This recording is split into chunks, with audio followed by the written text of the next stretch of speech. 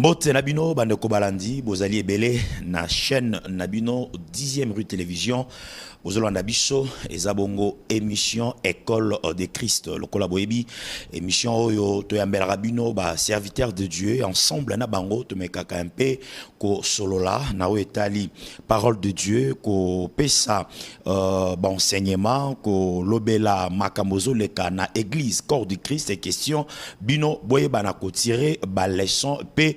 Boyeba na koyeba ndenge makambo ezotambola ndenge nzambe azoloba pona ekolo nabiso pe pona bavi nabiso o esengeli etosala. Alors pour ces numéros, nous avons le plaisir de recevoir pour vous pour la toute première fois Yé Amibenga, le moindre de tous. Yé Azali Bongo, géniteur, puis recteur, il y a Université de la foi chrétienne, promoteur aussi d'une chaîne il y a télévision. Il s'agit bien de l'évangéliste Roger Baka. Mbote, l'homme de Dieu. Mbote papa Alain. Bonne santé. Bon, biso d'habitude Tolobaka, tel il est au ciel, tel nous sommes sur la terre. L'olenga Azali Kolo, l'olenga biso zalancé. Bon, comme jusqu'à preuve du contraire, nous avons que Jésus-Christ a dit que l'attention. Comment est-ce qu'on a l'attention à lancer? Nous avons informé que hémorroïde. Jésus se porte très bien dans le trône de Dieu. Ce n'est plus moi qui vis, c'est Christ qui vit en moi. Donc, de la chevelure de la tête jusqu'à la plante des pieds, sur l'équipe Nakatabarin, quand bien même en tout cas pour moi, tout va bien. Que Dieu soit loué. Aux alliés génitaires, recteur, il y a université de la foi chrétienne. Et ça, université, où tu es, université, tout à fait. C'est une église, c'est un ministère. Tout à fait. Ce n'est ni un ministère, ce n'est ni une église, pris dans le sens large. Pour l'église, c'est la définition mibalé. Tout à fait. Assemblée locale, ensemble et bassin. Dans mon kilo, sur le col, ici en accord avec Jean chapitre 1, le verset 11 à 12.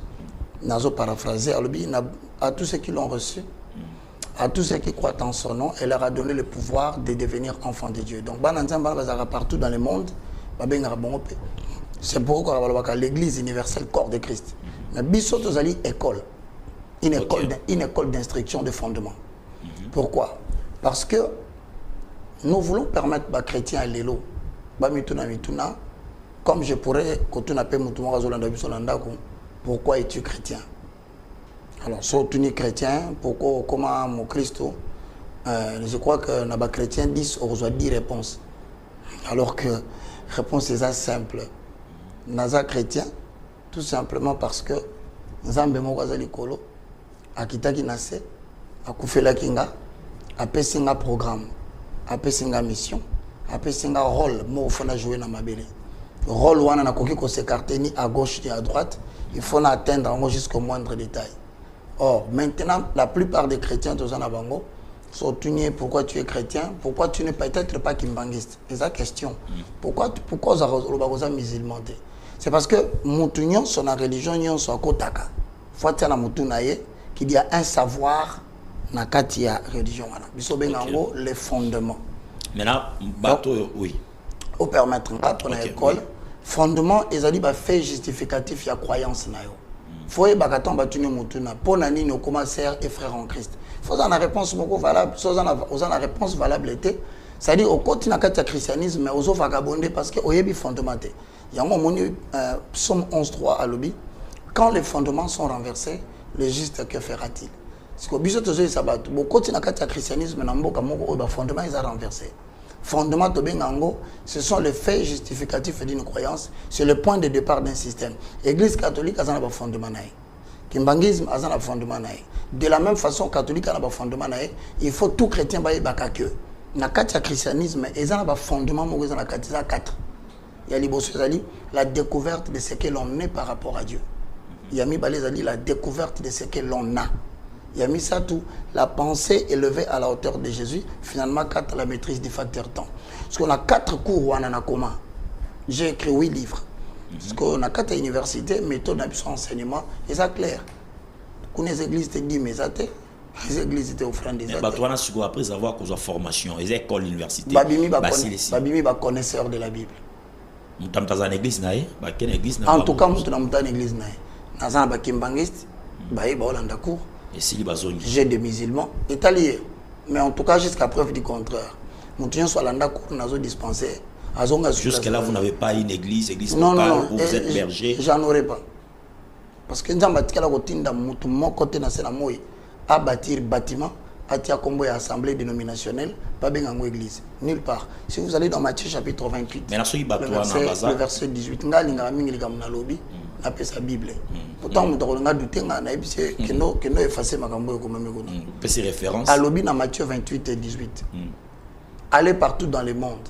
Faites de toutes les nations mes disciples, les baptisant au nom du Père et du Fils et du Saint-Esprit. Enseignez-leur à obéir à tout ce que je vous ai prescrit. Et voici, je suis avec vous jusqu'à la fin des temps. Alors vous devriez normalement appartenir à l'église. Parce que la Bible dit qu'il y a de ceux qui se réclament de l'église, mais il y en a d'autres qui se réclament de Jésus. Ça veut dire autrement que nous appartenons à un bâtiment. Moi, je ne suis pas mon bâtiment. Donc, si vous avez un bâtiment, vous avez un bâtiment. Asili si ba mswazo si bon ndako mswazo si bon okende ko témoigner msusu koma musali nanga poto ko malelo que mutu nyonso avance dans la relation na Nzambe il faut appartenir na bâtiment moko comme nango par exemple la colonne vertébrale de l'Éternel parce que comme bongo comme peut moi ebele tozo ko différencier ngote. Donc c'est pour te dire que Dieu ne nous a pas amené à bâtir des assemblées. Il nous a appelés à bâtir les hommes. Donc bon misala on va porter Paul Basala qui il y a organisé par l'église, d'autres églises comme local Atiki, tout ça. Wana, les équipés, c'est important. Non, moi je ne comprends pas. Vous savez, lorsque Thomas a bâti, Thomas a bâti le bateau. Et puis, Azaki peut dans l'église, c'est dans le vrai sens du terme. Azaki n'a pas ménage. Apôtre Paul Azaki a bâti le bateau. C'est pourquoi on a commis au Gabé, saluer Tryphon et Tryphène. Salut Priscille et Aquilas. Azaoté a couple. Lui, il n'avait pas de bâtiment. Merci. Je crois prochainement, peut-être que vous avez la thématique Nabiso. Oui. Mais les autres, dans la thématique, nous souvent les juste l'introduction. Mais avant tout, dans la thématique Nabiso et l'élo, évangéliste Roger Baka, qu'est-ce que vous reprochez au pasteur? Pourquoi je vous ai posé cette question? Parce que, et ça, moi, Tamo Boé, au Bandaki, qu'on contredire, le serviteur de Dieu, Oyo. Ya minene pe ya mboka na biso ba tombwa mape ba sala pe makamo minene oyo pe mingi pe yo collaborer na bango mais depuis un temps ba propos na yo ba enseignement soit ba prédication na yo soit ba intervention na yo na média et comment rotsa bango très mal à l'aise. Pourquoi? Bon, ça m'étonnerait d'abord pourquoi au moins na pourquoi na bikinga e kamisangai. Vous savez, le plus grand investissement au Christ à Sengabiso, c'est d'investir dans l'homme. Et il nous a laissé un message. Il nous a dit de préparer l'épouse au retour de l'époux. Ce qui n'a pas été dans il se prend pour qui? Toujours, ok. Lorsque aucun Amokanda, Ézéchiel chapitre 34, le verset 8. Je suis vivant, dit l'Éternel, parce que mes brebis sont au pillage. Parce que mes brebis sont au pillage et qu'elles sont devenues la proie des pasteurs. Peut-être que tout le monde a bien abandonné. Ézéchiel 34, 8. Je suis vivant, dit le Seigneur éternel. Nazana bomoy pour di monsieur Zadingala pour batbayoka bien. Nazana bomoy ngai nkolo ya libela na libela. Parce que mes brebis sont au pillage. Pour être bampate o babiki nanzela liwana ngane koloso baza ko piller bango. Parce qu'elles sont devenues la proie de toutes les bêtes des champs. Bakomi biloko banyama nyonso ya zamba so bakangi balieye. Faute de bergers. Parce que Bantoma Yakobati la bango bazate, bakambi. Abakisi, parce que mes bergers prennent aucun souci de mes brebis. Parce qu'ils ont remarqué, bateau il fallait battre la bampate, bazate na souci mou qui était na bampate na pesi bango. Na continuer. Ils ne prennent aucun souci de mes brebis, qu'ils se paissaient eux-mêmes et ne faisaient point paître mes brebis. Bazomile sa bango moko makasa pour na bazala en bonne santé. Mais bazui atali kasa mon côté. Ba pesi bampate na ngai. À cause de cela, likolo ya makambo wana, berger babate limpate. Écoutez la parole de l'Éternel. Boyoka maloba na Nzambe. Ainsi parle le Seigneur. Boye elobi Nzambe. L'Éternel, Nkolo. Voici, j'en veux au berger. Botala, nakangi kanda, na babate di bampate. Je reprendrai mes brebis d'entre leurs mains. Nakoboto la bampate nanga, na maboko na bango. Abakisi. Je ne les laisserai pas paître mes brebis. Naotika bango li susute, balesa bampate nanga. Et ils ne pèteront plus, ils ne se pèteront plus eux-mêmes. Na bango moko, makasa basayi kozwa. Pona kolia, bango moko bazala en bonne santé. Naotiki la paix bango yangote. Je délivrerai mes brebis de leurs mains, de leur bouche. Yoka bien. Na okangola, bandi minanga inkolo, na munoko na bango. Tokobi, pona silisa, et elles ne seront plus pour eux une proie. C'est-à-dire que Jérémie na tangouana, a un message prophétique, kolo azo bisaye boye. Jérémie.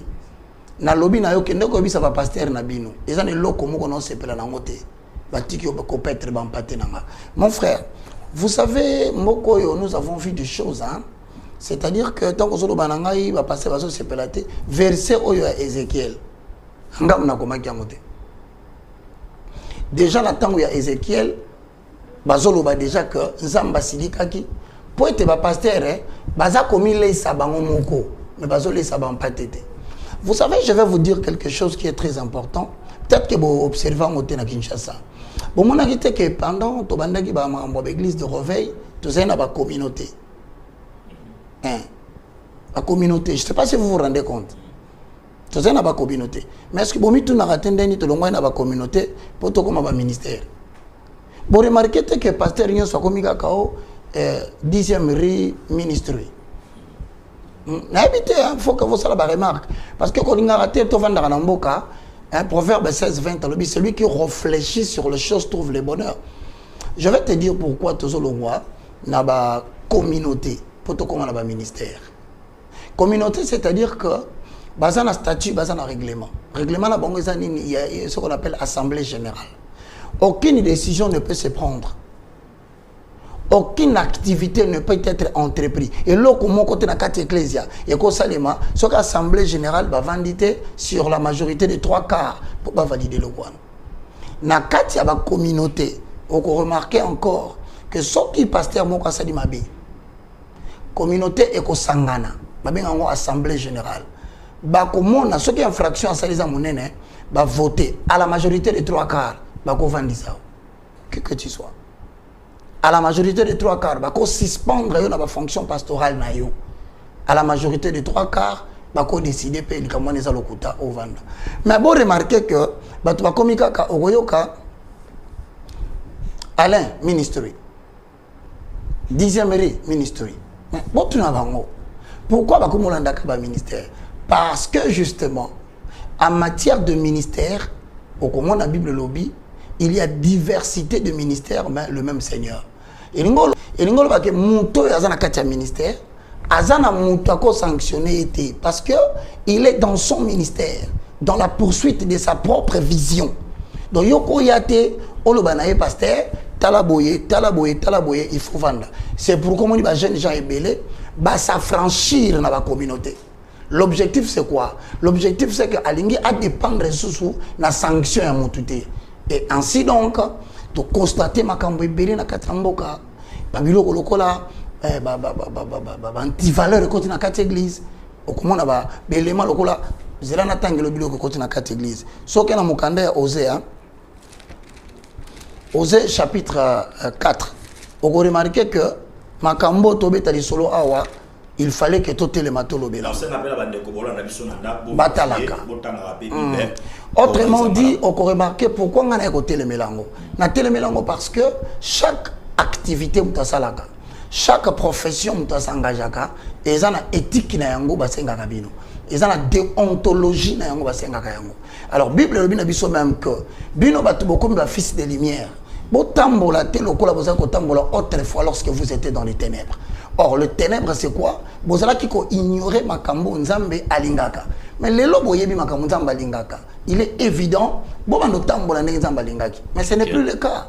Remarquez batunyo so baza à la tête du ministère. Surtout ba jeunes gens o babimi mikolo ebele okoka bakombo na bango bazana bakombo minene mutazana kombo muki azate okoka kaka mega pasteur okoka boye mususu giga prophète mususu okoka boye donc bazana ba titre moko grandiloquent mais en fait sur l'année na kati c'est creux parce qu'il n'exerce pas le ministère na ina tangelo biloko.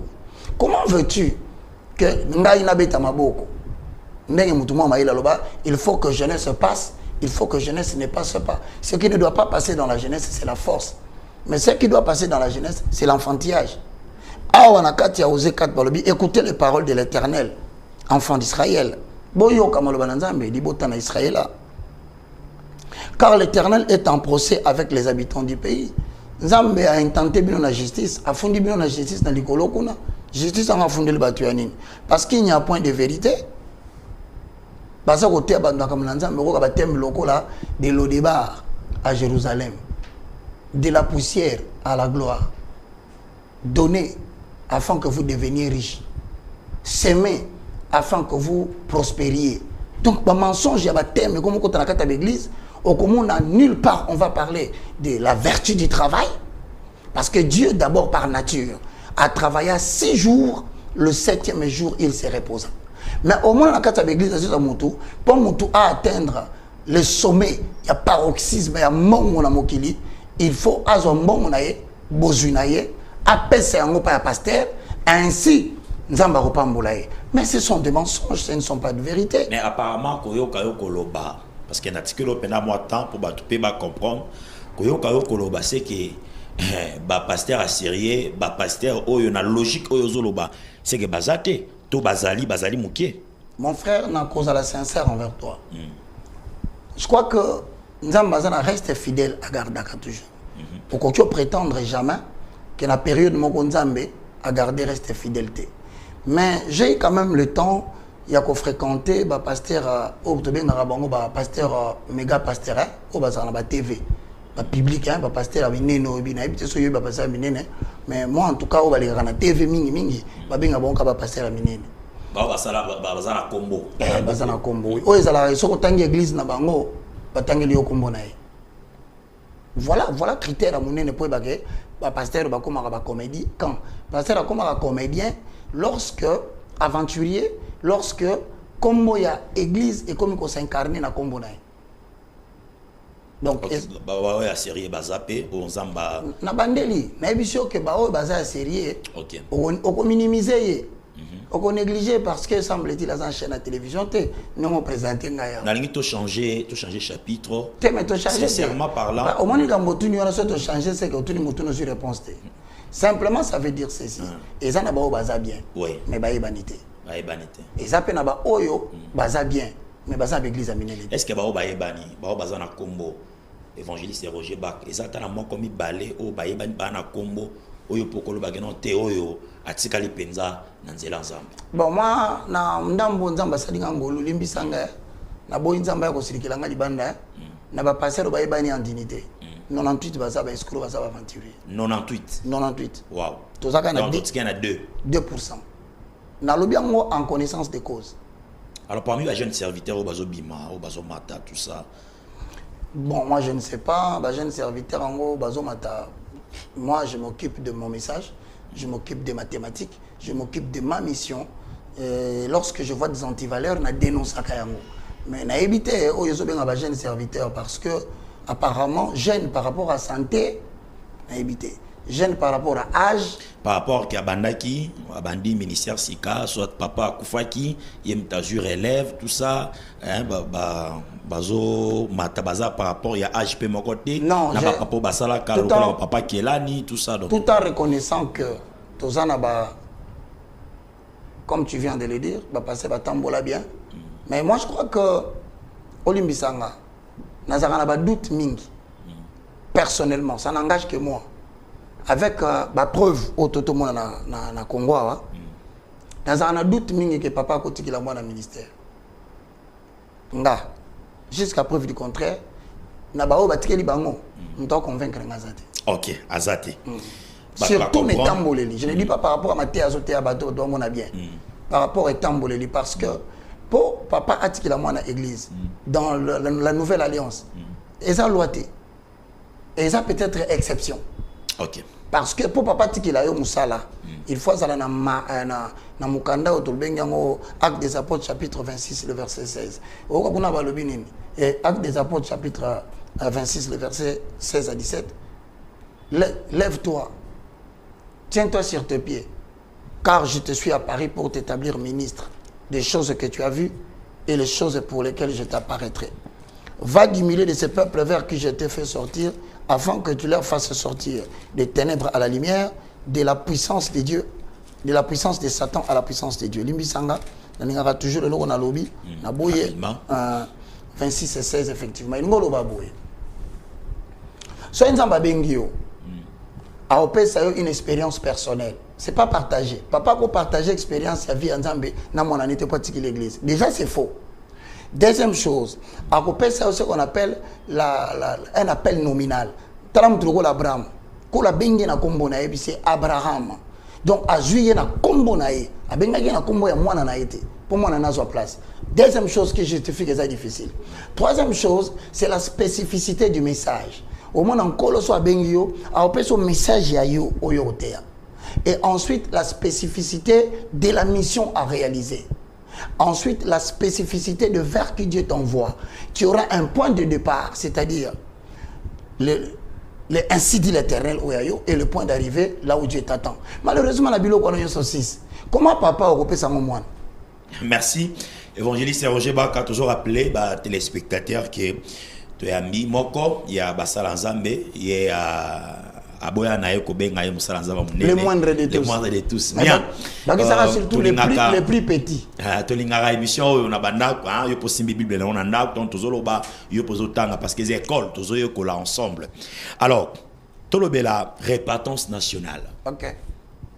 Tu commences à awa ozaki na retraite du 1er je crois au 8 juillet. Oui.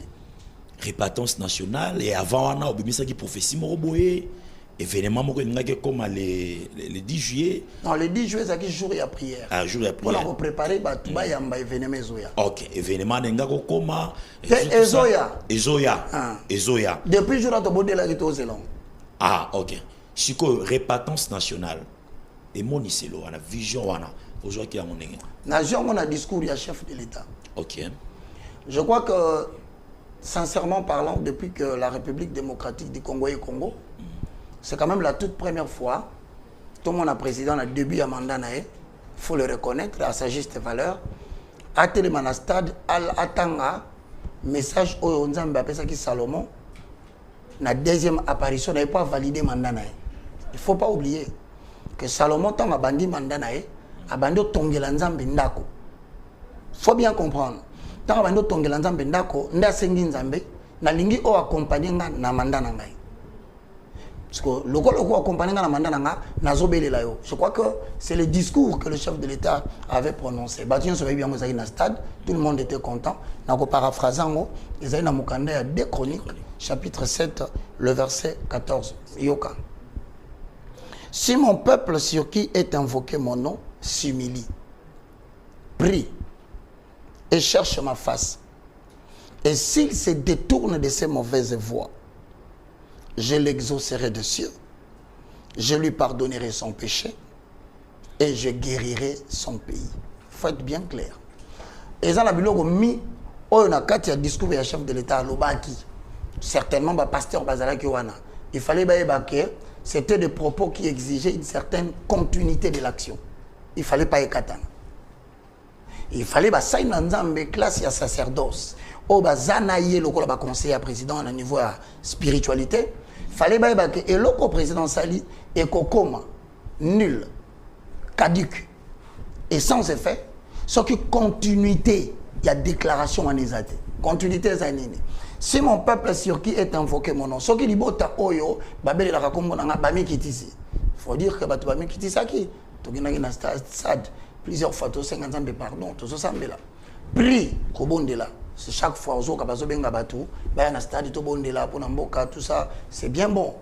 Ensuite ba ici cherche ma face, autrement dit ba komisi ngai objet ya préoccupation na bango na point wana attention ko komisi nzambe préoccupation na bino, c'est-à-dire ko zonga na ba enseignement côté à peuple ya on va s'arrêter. Et si le problème est bandi yango wana Yasuka se détourne de ces mauvaises voies. Et si Kassiko il fallait la classe pastorale va prendre en charge déclaration en président, va développer une thématique de prédication qui permettent au peuple de changer. Pourquoi dans le Bindengwana? Parce que vous ne pouvez pas pousser Nzambe à Namboka Nabino. Alobi du haut des cieux et si quand on a vendu l'écolo nako yokabino ce qui va tout changer te Nzamba oyokate ata ba similier ata ba prier kola oyokate. Autrement dit ce qui a bandaki na kanda moko na mandature passée soit bandaki na kanda moko na régime passé malgré bobondeli bomi kitisi mais cependant bo commissaire préoccupation à binoté et puis classe y a ba pasteur ba adopter thématique té ba prédication té pour na ko détourner peuple na ba habitude bo aussi ba mesana ki na yango à partir du régime passé. 2 pour na quoi ko sala que ba autorité y a parlement y a sénat y a assemblée nationale provinciale ba cours et tribunaux oh ba mesana ki déjà na bizaleli moko mabe ba se détourner té de leur mauvaise voie. Alors voici la conséquence à okitadio de siete à pardonner ma péché, ensuite à guérir pembokate. Maintenant, il y a un moment dans le Sabino, musala moko va passer fallait basala ba convertir yango na commission moko na oyoka ezalaka ba bien commission de changement de mentalité. C'est simple. Or, commission il y a changement de mentalité et la commission moko il faut travailler de commun accord pour avec l'église, avec le sacerdoce, avec le pasteur public, pour rééduquer la population. Alors, ceux qui vont rééduquer la population, prière de salut dans le stade et comme il est très morte. Si vous avez tant que salami bongo, basimilier, babondeli, il faut chercher la face de Dieu. Alors, et se détourner de ces mauvaises voies. Voilà, deux lokoana. Si vous avez biminango, et ça la suite logique, il y a texte autotangi ou bien Nzambe alobelio par rapport il y a processus où est-ce que nasuka. Je pense que je vais te dire une vérité. Sauf que na préambule, na évité ce bande ko bazana yango, préambule il y a constitution et République démocratique du Congo. Batu bazo tuna mitune belé o ka batu suba lobo Congo ezana bilakeli mabe. Au moins, on a télé abino Congo balakela mabe. Moko même ngenda kali bosote. Toka bat baloba ngo. Il ngolo baboé.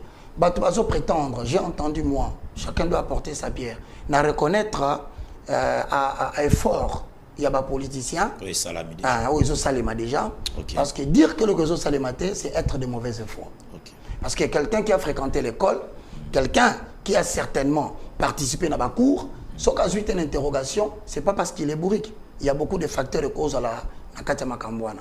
Mais au COPC 0, c'est-à-dire qu'à cause de 4. Alors, sur Azui 4, reconnaissez qu'à ça dit quelque chose et que l'intention à cause de la plus ses alliés, mais il y a des facteurs qui ne dépendent pas de lui. Par exemple, aujourd'hui, sauf qu'un préambule, au moment où on a commis, avant le bas, nous déclarons ainsi adopter de manière solennelle. Nasuka. Soucieux ou conscient de nos responsabilités vis-à-vis de Dieu. Au moins, est-ce qu'il y a un problème à Congo? Moka dans la constitution au balobi, tous allez conscient, il y a des responsabilités vis-à-vis d'Anzambe. Mais quand on tuni mutuni ni penza à la télévision, peut-être bazali na yebité, abandi ko développer partie à préambule wana. Conscient de nos responsabilités vis-à-vis de Dieu. Est-ce que le peuple congolais a une responsabilité vis-à-vis d'Anzambe? Bah pasteur, est-ce qu'il va prendre le temps?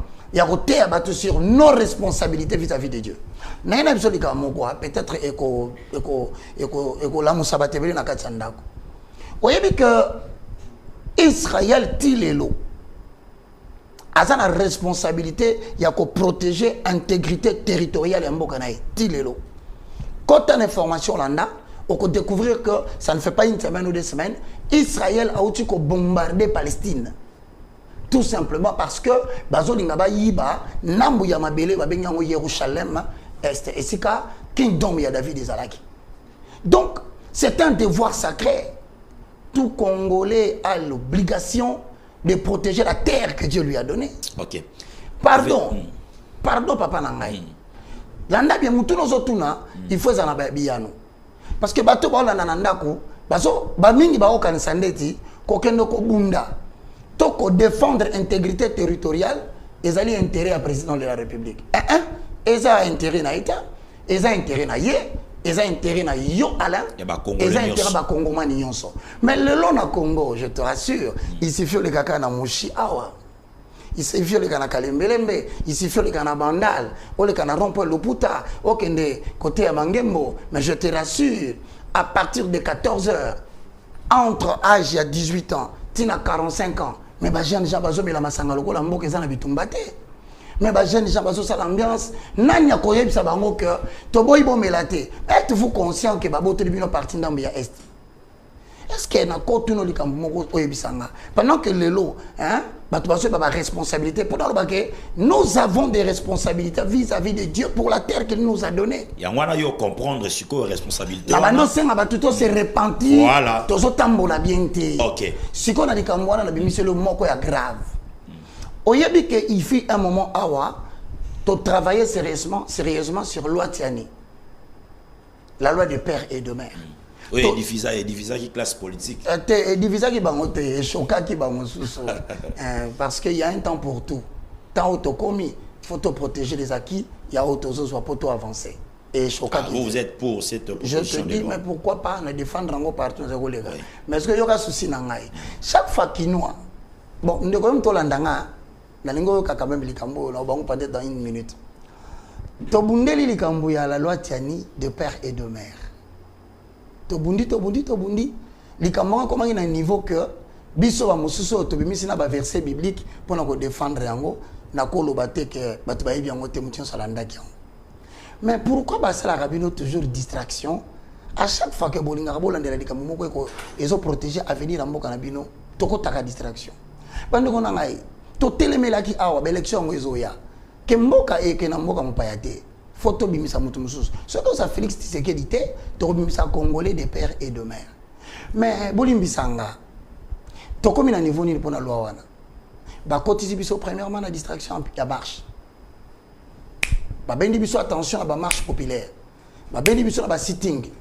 Tant ba onike sitting to ba ko so biso te distraction mo côté onini bitumbe bimi na kwa mutu. Papa bazo bonga batu na ba mobondo. Papa ba ekome mabiso na barin. Tango bazo me mabiso na barin, population abosani ki azaki ko beta lisolo ya des pères et des mères. Azo tuna kutute. Est-ce que na parlement yango ba aligner loi yango? Session Pessili. Session payée et Sili. La session septembre. Session en septembre, la session électorale. Bon, on va parler sur les élections. Au moins, comment va continuer la distraction dans la Senga? Peuple, oh, il va passer sur espace, va le créer sur occasion. Tout le monde a congolais qui basa comme maillot facilement dans l'aventure. L'olenge va bossa ni sa kiyo makambuya, mabelo ya minemwe. L'olenge peut pas bossa ni so de père et de mère. Alors, Roger Bakadi, na sengi, va passer sur occasion. Tout le monde a peuple comment assez repentir na babuzo bebele bazo bande ko assez simple bazolandayo événement parce que tout ça qu'on a répétence tout ça on a 2 points il faut chercher la face de Dieu et puis ko tika mabe to se détourner la mauvaise voie. OK biloko mi balende o tikali na suite logique na yango zo salaire au tina retraite ici et je te dis chaque mois tout ça qu'on a prière to bien en intercession national. OK. To bon la rapport mboka. Olobi événement ezoya. Événement na temps bo ti retraite. Zamba yo ki mawate a épargner ngote. Zamba lobi nini pendant temps retraite so bozala ki nango pona événement. Etikali kaka to zamba épargner. Tu sais le plus important na kati ya vie ya mutu, bato balingaka mingi ba bisa bango ba prophétie. Même les intellectuels, ils sont curieux de manière avide. Ya ko ba nini ko malobi. Même sur Betty Solo, remarquez, sur combien à la télévision, les prédictions de l'avenir avec l'évangéliste Roger Bach. Et qu'on salata 50 000 vues dans un jour. Pourquoi? Parce que tout le monde a ça curieux, aïe ma kamni koko malobi. Je voudrais dire na bato balukaka ba prophétie. Je voudrais dire na bana ba sur balwa musako liloba ponanga. Et l'autre est important la vie à moto. Les a prophétie. Les a ba directive aux prophéties sengaka. Ngata munalali na loti. Mbula moko ya makasi ebeti. Mbula ana tango koi makasi nazaki olega na kati ya bandako. Mais na kati ya bandako wana na constaté que l'électrochoc o ebetaka lokwa ba akake. Ezopela mais nazo bunda pona bimisa bato. Tant na comité libanda nde na koti mboka ezalaki inondé par les eaux. Bato bakufi ebele. Na bandi otuna mutuna na ndoto. Ah, mais bato nyoso bakeo wapi? Ba ebisinga événement où tu kolega na bato bakufi ebele. Je corrige. Bato balobaki Roger balobaki mbula ekobeta na elanga. Te langage ya prophète ezalaka toujours codé. Faut luka, o luka mutana maele apesa sinon te eko créer spéculation na mboka. Sinon te eko développer kobanga na kati ya mboka, faut te bandenge tolobaka. Événement mbula wana eza mbula te. Ezali situation moko oyo ekolinga ko sala. To eko sala na yebite soki nkolo ko sala ndenge nini? Que tu as na ndako na ba 18h, ba na ba 19h, ba na 20h, nde mutu mutatambulaka. Mais eko risqué to lamuki na tongo na 6h mutu ko bimazate. Et to vandi ndengwana na kati bandako premier jour, deuxième jour, troisième jour jusqu'à ce que ba pays étranger ba beti li solo ya événement leki na kati Congo. Oh, et rezoba jour. Voilà. Donc voilà les événements au biso toloti. Na longwe wana na ekomona jour mosusu mu pepe ya milinga. Ezo tambula na ba venu. Mais ce que quand il a venu moko boye bato bakangi akufi nde babenginga bayibisengai zwa clé à porte kende ko kanga ba porte pour na bato bazana kati milinga ne kotate effectivement tant on a bandi travailler na koma ki kaka na porte na kanga boye milinga ne c'est koma ki na porte na biso o bato na za ko garder na zumba mona kangi porte eleki sikoyo na mona ki na loba na gérer na bondela na douter mon frère. Et où me la quitté jour moko na lali na moni siko na vision claire batu ba osala examen ba okoma na bakaye mais tant bazo koma mutu mo tele pembe na ngatuni ngabi baka yo monite que même batu amayele baza ko se préparer pour un événement malheureux au ezoya talande bazo tanga ba papier ba préparer mais yo telemi oza ko avertir peuple na ngate va yebisa bango bakanga ba porte na bango na prière pourtant makambwane ko ya et aussi babanda ko batute. Tu ne vas pas me dire quand même que Moïse a dit que peuple était que Boka Matamakila, Botsana Balento à porte Nabino, parce qu'il va esprit de mort recoleka et que Boma ba premier né, n'a pas dernier fils. Mais bah bato saki, ataki lento. Alors Dieu n'a pas changé. De même qu'aujourd'hui, je continue à te dire, faites très attention. Ce qui est au monate, kolinga pete batien soba monate. Ce qui est au monate mabe aux alibo sauté, kolingo pousser batien sauté. Je continue à dire, tant sur le plan mondial que sur le plan national, naebi kezana batou de mauvaise foi. Bazo préparer, ba rendre instables les institutions et mboka pendant un temps. Et pour ce faire, principalement, bazo viser ba rendre insécurité et amakasi na Kinshasa, na Kivu, bazo ta 3 provinces et ça dit désordre moko ko sakanate et craint. Je crains. Nazo ça même bande kwa chango à partir ya matete poko matikuna en tout cas ba maman boté abana parce qu'il viendra un jour ba risquer balanda incitation moko ba so linga ba préparer na mboka na moni bato bakufia bele kuna bato balobaka toujours yo mona ka bato bakufa kana bité mais yo mto mona ka ba vivant pourquoi ya ka kolobate ozela kaka so kana bina moni ba bibembe nde yo telemi oloba entre autres na bakisi na sali prière oyote pona ebisa nzambe. Ce n'est pas mon mandat, c'est l'intercession en faveur de la RDC. Pourquoi? Parce que Bible lobby c'est un Dieu juste. Quand il châtie les méchants, mais l'innocent ne périra pas. Or, tu es d'accord avec moi que le long de ton temps, et que ma sas bandi awa, yo robimate parce que osa bien, ngape na robimate parce que naza bien. To osa bloquer bisonyon. Alors, to senga nzambe na mupepo bazo bongisa. Ezali une complicité mondiale. Limbisanga na ebisayo. C'est une complicité mondiale. La nation va impliquée dans la situation qu'on va provoquer dans Kinshasa. Et je suis clair, je le dis, sans crainte d'être contredit, vous devez croire que France a Anakati. France. Belgique a Anakati. Allemagne a Anakati. Grande-Bretagne a Anakati. États-Unis d'Amérique a Anakati. Le voisin de la RDC, dans 5 frontières, a Anakati. Ils ont préparé tempête wana et bête Anakati à Kinshasa. Ngana moni à Bondeli. Nasengi batu ba Bondeli. Celui qui entend la voix du prophète, il prie. Quand ce jour-là viendra, et puis la vision a précisé une période de terre. So landing a bientôt dans le message préparez-vous jusqu'en janvier 2024. Janvier 2024. C'est-à-dire que je vais être clair parce que tout le bel rabbin ndengeni. République démocratique du Congo a collaboré sous bien tenant Amérique au travers de la décision des autorités qui nous engagent tous. République démocratique du Congo a sur la bien soutenu la France. A sur la bien na Belgique a représentant a intérêt il y a bateau baza ko exploiter illégalement matière première ya RDC. Ntako sabinoté. Et je n'ai point envie na ko sabino. Alors le chef de l'État a décidé de commun accord avec bateau baza na bazo ko soutenir na katia vision et direction ya mboka tokende na Chine. Le fait que toke na Chine, peut-être que yo quitter. Chine azali puissance économique, azali puissance militaire, c'est azali allié inconditionnel, il y a Russie. Russie a Ukraine qui est soutenue par l'OTAN, autrement dit les États-Unis et l'Union européenne. Le col a toqué Bayambi président Kuna retient que idée simple pour la raison que ça bison mboka na sima. Il faut basa la tout contrat à la honorité. Et parmi les mécanismes à quoi empêcher Chine à comme on a même mise en Afrique à travers aide aux autres en Russie, vous allez être d'accord avec moi, en Soudan, c'est la même chose. En Mali, c'est la même chose. Burkina Faso, c'est la même chose. Pas plus loin que nous, en la République centrafricaine, c'est la même chose. Qu'est-ce qu'ils font d'habitude? À défaut d'empêcher, en tuant tout simplement le chef de l'État. Je suis en train de le dire, il faut boyo kaka. Bah, on a souci moussouté pour que ce chef de l'État, le contrat devient caduc. Alors, une fois chef de l'État atteint, c'est-à-dire, l'institution est atteint.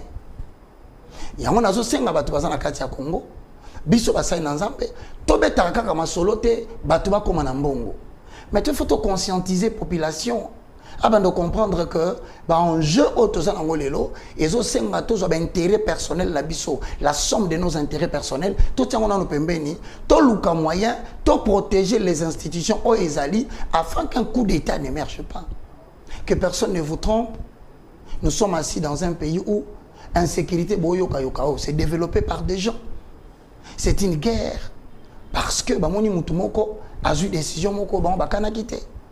Je ne suis même pas délit d'épaisse. Je ne suis même pas na union sacrée. Bien. Mais je dis seulement que nous avons prié parce que j'ai compris que Congolais n'y sont partout à s'approprier l'intégrité territoriale. Na likambu ya kobonde la pona mboka kola yokamawa. Voilà. Souka et haute retraite au Bondeli, répartance nationale, biso tu faut se repentir. Mais yo mema ikaka mwandambo ya batu. Très bien. Ok mboka eza munene. Est-ce que ça la kata be fort ya ko approcher ba collègue serviteur de Dieu, soit ko approcher ba autorité ya mboka par rapport à la situation. Tu sais, je vais te dire quelque chose. S'il fallait nga personnellement, c'est là où on a fait félicitations à la maman ministre à portefeuille Adèle Kainda, la princesse Ndamba Pamboulaye. Parce qu'Azol a touché les vrais problèmes de la RDC. C'est la classe sacerdotale divisée. Parce que nous avons divisé na pomo ko yebité. Parce que nous avons koyo kanate moko tu n'as pas d'idée. Ça ce sont des choses Satan préparé qui avant pas déranger biso mboke kende libosote. Je peux te garantir famille nyo so yo kokota. So kokuti ba oli abatu. So kokuti na kata famille na basi babala kate. Soko na kata famille la bana baza kitoko ba bongaka te. Ba intellectuel batanga ba kinaka liboso te. Maladi moko kaka nde bomaka batu na période moko. Pour no retourna tata na mama te ndako wana obina mani bosala. Bango ba suna makasi te. Mutu akomi na makasi na kata ndako wana eza muto yazali classe ya sacerdoce ou asambelaka. Alors soki ya tengami Satan koti na ndako wana aligote ya bani bomaka batu nyonso.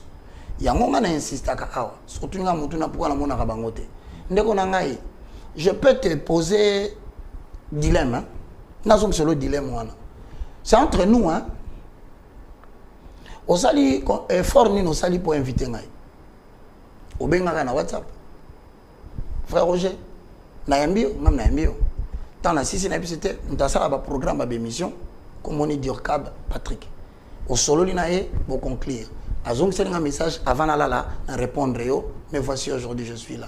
Au signé ni papier audience, au sali ni que. Mais je peux te garantir, na olonga le lot, na kei. Loka biso ba pasteur ya TV oyo yebi. Benga bongo na WhatsApp soko kozwa c'est pour te dire. Ba sai na nzambe, ba bosani musala nzambe. Jésus a une bagarre qui corte. C'est ba konzi, on s'est fort approcher l'autorité. Bon, pour les autorités politiques, je le respecte, mais je pense que ce n'est pas permis na loba makam na bango, mais na senga ka bango toujours. Ba accorder pe bisoté, ba tout lobaka, tout ça restauration de valeur. Ba pesa biso pe jour, to sengi bongo te. Donc jusque-là, personne. Ok. À part, bien sûr, Moutali Bosso associé à Maramamboka, je dis, c'est maman Adèle Kainda, ministre à portefeuille. Jusqu'à preuve du contraire, politicien mon côté, à Sabenganga Boabi Papa, aussi le Ramadan pour l'Amboka, aussi TAP Batou. Tu peux t'imaginer, na sensibiliser Batou pour la loi de père et de mère. On peut comprendre que, parce que, merci. Mais tu sais ce que j'apprends après? C'est que ça n'a pas de besoin de balier pour ne pas la sensibilisation. Et que biso de zaïka bato benga biso pour tranquilliser la population. Aux hommes, niveau tozo kende, et ça malamte. Je demande bata malam namboka ba la base belé. Mais biso tozo senga bino, photo éduquer population congolaise ndekonanga niveau mentalité ko ina moko yo. Et ça possibilité. Merci évangéliste Roger Baka. To comme na souka, vraiment na souka 30 secondes. S'il faut conclure, na nyonso otolobi na émission Nabiso Yalelo et beaucoup plus par rapport à événement, je crois retraite déjà et salami au bat il faut bassa les arabes ils ont continué. 30 secondes. Et ça le 1er août. Chaque début du mois, tina décembre, nous on maintenir prière. Dieu est capable de changer la vie lorsque les hommes changent leur comportement. Lorsque nous les cherchons avec amour, avec passion, en s'humiliant, en nous détournant de nos mauvaises voies. Quelles sont les mauvaises voies? Je demande aux Congolais aujourd'hui, s'il vous plaît, beaucoup ici LGBT Namboka. Et ça la cate aux Congo. Beaucoup de voter dans le Parlement, beaucoup de 2 heures du temps, pour discuter sur la polyandrie et la polygamie. Beaucoup de Mboka nini. Et ceux qui ont été, bon memi ba magie ba mboka nyonso awa na kata mboka. Et ce qui est même dangereux. Bokamati Kabala. Bakisi ya ba juif. Beaucoup de ça on a 4 églises. Beauté à parole té kaka démonstration à puissance. Satan est capable de faire un miracle belé. Na exhorter peuple de Dieu. Ba banga nzambe. Bo continue tambola na ko banga nzambe. Ba bazo banga été revenez de vos mauvaises voies parce que Bible lobby en conclusion. Jérémie 23, 20. La colère de l'Éternel ne se calmera pas jusqu'à ce qu'il ait accompli et exécuté ses desseins, les desseins de son cœur. Vous le comprendrez dans la suite des temps. Nzamba Salabiso Mawa, Kandana Elongwa. Merci beaucoup, évangéliste Roger Baka. Je crois que les ambala liboso, na kanisa aux ambala soukate à tout moment, tous en aposa na yo, ce qui est disponibilité zali, je crois banazambe va bénéficier vraiment d'un numéro à l'élo, bako pas mon malissous prochainement. Merci Nabino, vous allez qui est belé partout pour Rolanda Biso. Merci l'équipe technique Nabino, Tokutani prochainement.